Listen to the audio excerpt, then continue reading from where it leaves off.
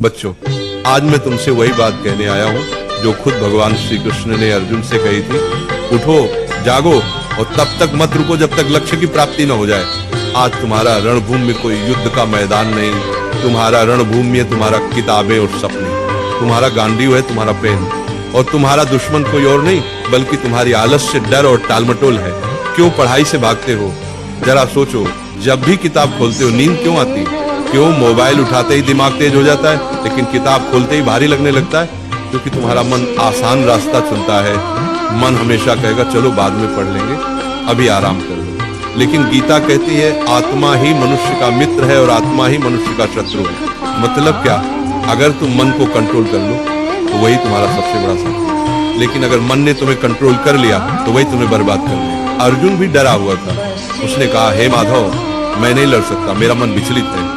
श्री कृष्ण ने कहा, हे पार्थ, उठो, तुम्हारा कर्तव्य युद्ध करना है और युद्ध से भागना अधर्म है। अब सोचो, अर्जुन को कुरुक्षेत्र का युद्ध जीतना था और तुम्हें अपनी पढ़ाई का युद्ध जीतना है। अर्जुन अगर मैदान से भागता तो इतिहास उसे कायर के रूप में याद करता। अगर तुम पढ़ाई से भागते हो तो आने वाली पीढ़ियां तुम्हें हारने वाले के रूप में जानेंगी। गीता का सबसे बड़ा संदेश है, कर्म करो, फल की चिंता मत करो। आज अगर तुम 5 घंटे पढ़ते हो तो तुरंत रिजल्ट नहीं दिखेगा, लेकिन ये मत सोचो कि मेहनत बेकार जा रही।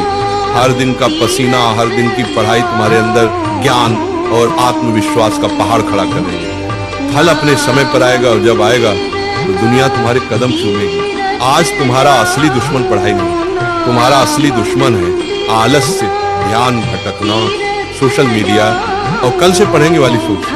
गीता कहती है संयम ही सच्ची विजय है। अगर तुम अपने दिमाग को मोबाइल से हटाकर किताबों पर टिकाना सीख गए तो तुम वही विद्यार्थी बन जाओगे जिसे देखकर लोग कहेंगे ये लड़का भगवान की दी हुई मिसाल है।